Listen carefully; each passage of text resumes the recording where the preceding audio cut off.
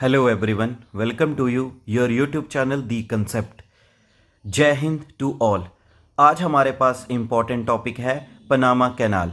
इस video lecture में हम जानेंगे कैनाल क्या होती है, पनामा कैनाल के बारे में, पनामा कैनाल के इतिहास के बारे में, जियोग्राफिकल एंड मैपिंग रिप्रेजेंटेशन देखेंगे। साथ में जानेंगे पनामा कैनाल की क्या इम्पोर्टेंस है वर्ल्ड ट्रेड के लिए, पनामा देश के बारे में जानेंगे। साथ में ही जानेंगे निकारागुआ एक देश है, वहाँ में एक कैनाल बनाई जा रही है, उसके बारे में। तो चलिए शुरू करते हैं इस important and interesting video lecture को। वीडियो को शुरू करने से पहले आप सबके सामने एक इम्पॉर्टेंट क्वेश्चन है। आप सबको इसका आंसर कमेंट बॉक्स में करना है। क्वेश्चन है, which of the following country is not the member of G7 group. इनमें से कौन सी ऐसा देश है जो G7 ग्रुप का मेंबर नहीं है। A option Italy, B option Japan, C option Canada, D option India.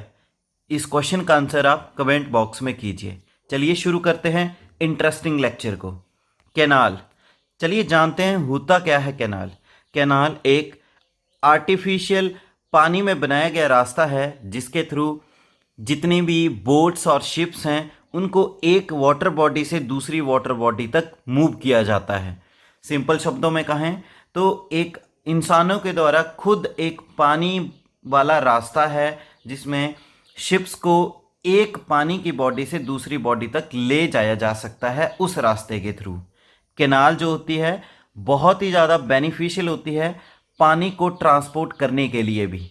जैसे पानी को ट्रांसपोर्ट क्यों किया जाता है, अगर इरिगेशन करनी है या कोई और ह्यूमन पर्पसेस है, जैसे ड्रिंकिंग फैसिलिटीज़ को पूरा करना है, खेती करनी है, सिंचाई करनी है, उसके लिए पानी को भी ट्रांसपोर्ट करने का एक जरिया है कैनाल। भारत में एक कैनाल है इंदिरा गांधी कैनाल, वो भी इसी पर्पस से बनाई गई है, irrigation and other human purpose के लिए। जैसे कि हम जानते हैं आज की तारीख में बहुत ज़्यादा नए एफिशिएंट मोड्स आ गए हैं ट्रांसपोर्टेशन के लिए, जिसके कारण जो कैनाल की ज़रूरत है वो कम हो गई है। पर फिर भी हम कह सकते हैं कि कैनाल जो है आज की डेट में बहुत ही इम्पॉर्टेंट रोल अदा करता है। अगर ग्लोबल ट्रेड को ट्रांसपोर्ट और एनकरेज करना है तो उसमें मेन रास्ता यूज़ किया जाता है कैनाल का। एक इम्पॉर्टेंट पॉइंट, आज भी दुनिया में सबसे चीपेस्ट वे है ट्रांसपोर्टेशन के लिए वाटर वे, और ये पॉइंट कई बार एग्जाम में पूछा भी गया है। चलिए जानते हैं पनामा कैनाल के बारे में।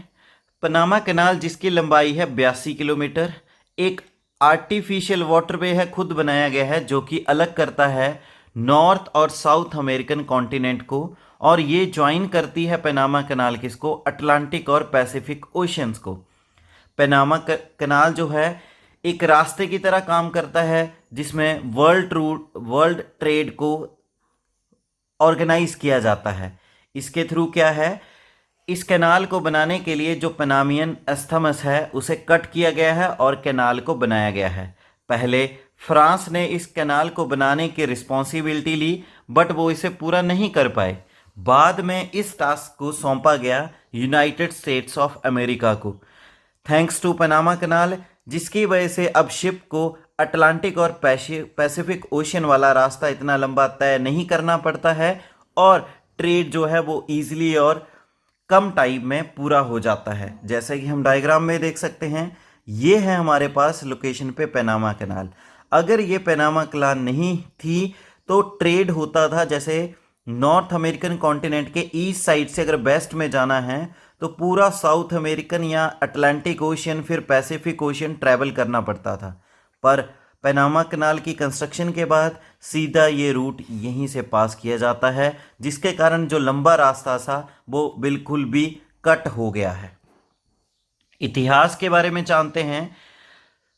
16वीं शताब्दी में स्पेनिश ने इस चीज़ को अंडरस्टूड किया कि सेंट्रल अमेरिकन इस्थमस होना चाहिए, जिसके थ्रू एक कैनाल बनानी चाहिए जो कि नॉर्थ अमेरिका को साउथ अमेरिका से डायरेक्टली कनेक्ट कर सकता है। दूसरा, ईस्टर्न नॉर्थ अमेरिका को वेस्टर्न नॉर्थ अमेरिका के साथ डायरेक्टली इस रूट के साथ कनेक्ट कर सकता है।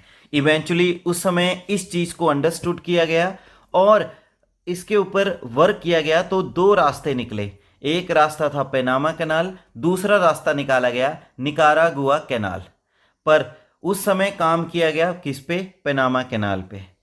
उसी समय क्या हुआ, यूनाइटेड स्टेट्स ऑफ अमेरिका ने 19th सेंचुरी के मिड में पनामा रेल रोड बना दिया गया। अब उसी के थ्रू क्या होता था? ट्रेड होता था। पर उस समय ज़रूरत इस चीज़ की भी महसूस की गई कि पनामा एक कैनाल भी होना चाहिए जिसके थ्रू जो ट्रेड है और ज़्यादा एक्सप्लोर हो सकता है, ज़्यादा से ज़्यादा ट्रेड उस रास्ते से किया जा सकता है। तो लेट 1800s के शताब्दी में क्या हुआ, फ्रेंच कंपनी ने अटेम्प्ट किया, पर वो अटेम्प्ट अनसक्सेसफुल हो गया कैनाल बनाने का। फिर उसी समय यूनाइटेड स्टेट्स अमेरिका ने एक वाटर बनाया जिसका नाम है कैनाल 1904 से लेके 1914 तक। पनामा कैनाल जो फुली कंट्रोल थी यूनाइटेड स्टेट्स के, जब इसने कंप्लीट किया 1914, और ये फुली कंट्रोल रही इनके अंडर 1979 तक। जो कैनाल थी उसका कंट्रोल ट्रांसफ़र कर दिया गया, एक कमीशन बनाया गया जिसका नाम था पनामा कैनाल कमीशन। इस कमीशन को यूनाइटेड स्टेट्स और पनामा ऑर्गेनाइजेशन दोनों ने मिलकर बनाया, और इसमें जो कंट्रोल था 1979 को ट्रांसफ़र करके 31 दिसंबर 1999 तक हैंड ओवर कर दिया गया इस कमीशन के पास। उसके बाद 1999 के बाद पनामा कैनाल अथॉरिटी को इंचार्ज बनाया गया, जो कि पनामा देश की थी, पनामा की सरकार की थी। उसके एडमिनिस्ट्रेशन ने और पूरी इसकी रिपोर्ट्स को अपने अंडर ले लिया। तो सिंपल शब्दों में कह सकते हैं 1999 में पनामा कैनाल कंट्रोल में आ गई किसके? पनामा गवर्नमेंट के। ये एक बहुत ही ज़्यादा इफ़ेक्टिव रूट साबित हुआ। इस रूट पे बहुत सारे लॉक्स बनाए गए और बहुत सारे जो शिप्स हैं वो इस रूट के थ्रू क्रॉस करती हैं। लॉक्स को बनाने का पर्पस है क्योंकि कई बार पानी की नीड कम होती है तो लॉक्स के थ्रू पानी को रोक दिया जाता है, और कई बार पानी की नीड ज़्यादा होती है तो इन लॉक्स को ओपन करके पानी की फ्लो को ज़्यादा इंक्रीज कर दिया जाता है। इस पनामा कैनाल को बनाते समय हजारों की संख्या में लेबर्स ने अपनी जान खोई। करीबन 30,000 लेबरर्स ने इस पनामा कैनाल को बनाते मरे थे, और इतिहास में ये एक बहुत ही बड़ी कंट्रोवर्सी भी क्रिएट कर गई। ऐसे माना जाता है कि उन वर्कर्स का डेथ का कारण था मलेरिया। जब पनामा कैनाल को बनाया जा रहा था तो उस समय मलेरिया की बीमारी बहुत ज़्यादा फैली थी, जिसके कारण 30,000 वर्कर्स मारे गए। जियोग्राफिकल लोकेशन के बारे में जानते हैं तो जैसे कि ये है हमारे पास नॉर्थ अमेरिकन कॉन्टिनेंट और ये है साउथ अमेरिकन कॉन्टिनेंट। बीच के पार्ट को बोला जाता है लैटिन अमेरिका। अब इसमें क्या है, पहले रूट तय होता था जब नॉर्थ अमेरिका के ईस्ट साइड से वेस्ट साइड जाना हो तो पूरा अटलांटिक ओशियन को क्रॉस करना पड़ता था, फिर उसके बाद पैसिफिक ओशियन, फिर पहुंचते थे आप नॉर्थ अमेरिका के वेस्ट साइड में।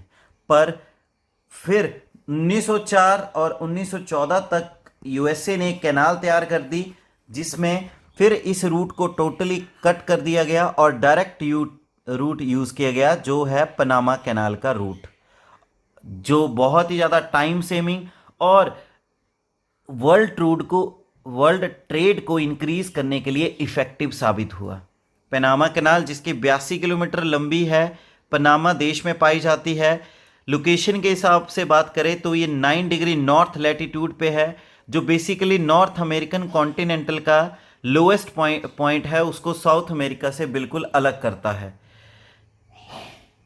जो कैनाल है वो नॉर्थ अमेरिका के ईस्टर्न पार्ट को वेस्टर्न पार्ट के थ्रू कनेक्ट करता है, जब इस्थेमस को कट करके एक कैनाल बनाएगी। ये एक डायरेक्ट रास्ता है जिसके थ्रू अटलांटिक ओशियन से पैसिफिक ओशियन को डायरेक्टली कनेक्ट किया जा सकता है, और ये है आपका बे ऑफ पनामा के थ्रू।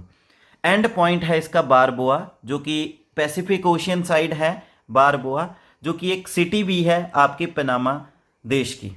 पनामा कैनाल रेलवेज और रोजवेल्ट हाईवे भी इस कैनाल के साथ ही रन करता है। पनामा 2 देशों के साथ अपना बॉर्डर बनाता है, एक देश है आपका कोस्टरिका जो कि अपर साइड है, और दूसरा देश है कोलंबिया जो कि नीचे वाली साइड है, और बीच में है आपका पनामा देश। मैप के थ्रू जानते हैं तो पहले अगर नॉर्थ अमेरिका के ईस्टर्न साइड से वेस्ट साइड जाना हो तो टोटल रास्ता तय करना पड़ता था करीबन 21,000 किलोमीटर का। अब इस रास्ते को कम कर दिया गया, किसकी हेल्प से? पनामा कैनाल की कंस्ट्रक्शन की हेल्प से। अब इस रास्ते को टोटल किलोमीटर्स में तय किया जाता है करीबन 8,370 किलोमीटर, मतलब करीबन 13,000 किलोमीटर रास्ते को कट कर दिया गया, और जिसके थ्रू जो ट्रेड रूट था वो बहुत ज़्यादा इम्प्रूव और इफ़ेक्टिव हुआ, टाइम सेविंग था इसी वजह से।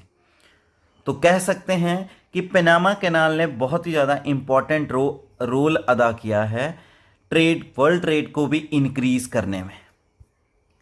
पनामा देश के बारे में जानते हैं। पनामा एक देश है जो कि इस्थेमस की तरह काम करता है सेंट्रल और साउथ अमेरिका, दो कॉन्टिनेंट्स के लिए।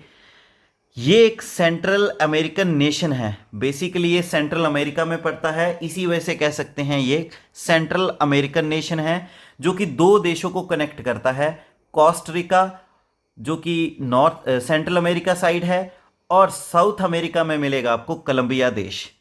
पनामा देश की राजधानी है पनामा सिटी।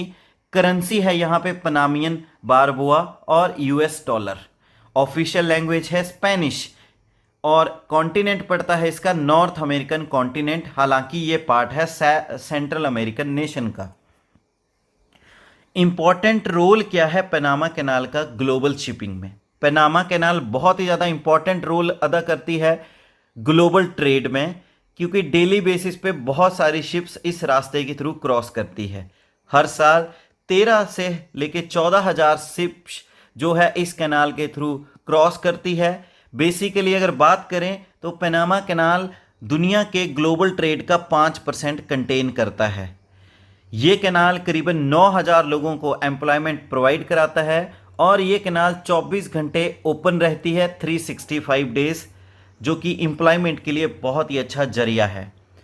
पनामा कैनाल दुनिया के 144 से भी ज़्यादा वर्ल्ड कॉमर्स रूट्स के लिए कनेक्टिविटी प्रोवाइड करता है, जिसके थ्रू ये ऑल वाटर रूट भी कहलाता है, क्योंकि ये कनेक्टिविटी देता है एशिया के साथ भी, यूएसए की ईस्ट और वेस्ट कनेक्टिविटी के लिए भी, गल्फ कोस्ट कंट्रीज़ के साथ भी ये कैनाल एक मेजर कनेक्टिविटी है।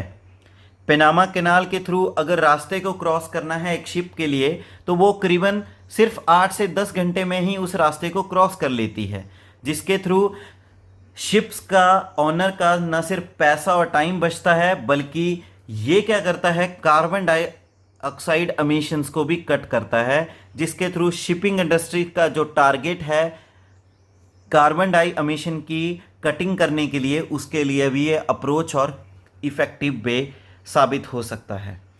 पनामा कैनाल की एक्सपेंशन प्रोजेक्ट के बारे में बात करें, बाद में एक प्रोजेक्ट आया जिसके थ्रू बात की गई क्यों ना पनामा कैनाल को एक्सपेंड किया जाए।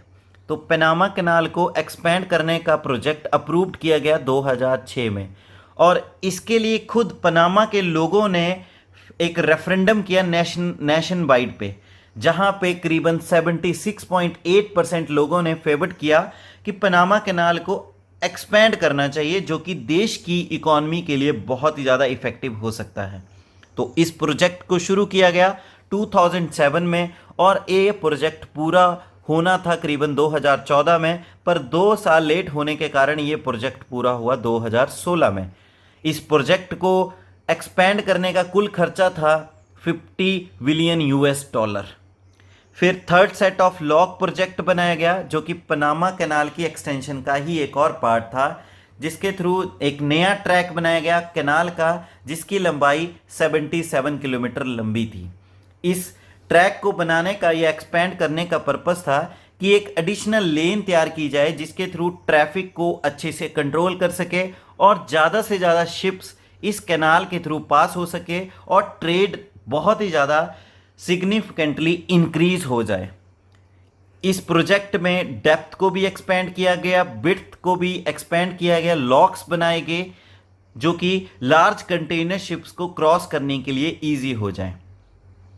एक Gatun's lake maximum working water level इसी का रहता है, उसका भी इंक्रीज किया गया, जिसके थ्रू जो कि इंटरनेशनल मैरीन ट्रेड है वो भी इंक्रीज हुआ और उस पर डायरेक्ट इम्पैक्ट देखा गया इकोनॉमिक टर्म्स में, यानी ट्रेड में बहुत ही ज़्यादा बढ़ोतरी देखी गई जब इस पनामा कैनाल के प्रोजेक्ट को एक्सपेंड किया गया। निकारागुआ कैनाल के बारे में जाने। निकारागुआ कैनाल, जो कि निकारागुआ एक देश है, सेंट्रल अमेरिकन देश है, इस कैनाल को भी प्रपोज किया गया और ये भी एक कनेक्टिविटी देगा जैसे पनामा कैनाल कनेक्टिविटी देता है अटलांटिक ओशियन को पैसिफिक ओशियन के साथ। इस कैनाल को भी कंस्ट्रक्ट करने की बात हुई, जो कि बेसिकली एक जुआन रिवर पे बनेगा। निकारागुआ एक सेंट्रल अमेरिकन देश में है जहाँ पे एक जुआन नदी है, उस पे बनाया जाएगा। निकारागुआ कैनाल को बनाने का पर्पस था कि जो ट्रैफिक लोड पनामा कैनाल पे ज़्यादा है उसको और कम कर दिया जाए, या सिंपल शब्दों में कह सकते हैं निकारागुआ कैनाल एक अल्टरनेटिव रूट की तरह काम करेगा पनामा कैनाल के लिए। तो इसी वजह से इस कैनाल को बनाने का प्रपोजल भी सामने आया। तो इस तरह से ये बात थी पनामा कैनाल के बारे में, जो कि बहुत ही ज़्यादा इंपॉर्टेंट रोल अदा करती है वर्ल्ड ट्रेड में, जिसकी लंबाई है करीबन 83 किलोमीटर। अगर वीडियो लेक्चर आपको अच्छा लगा होगा, वीडियो लेक्चर को लाइक करें, शेयर करें, कमेंट करें और आपके अपने चैनल दी कंसेप्ट को सब्सक्राइब करें। Thank you. जय हिंद।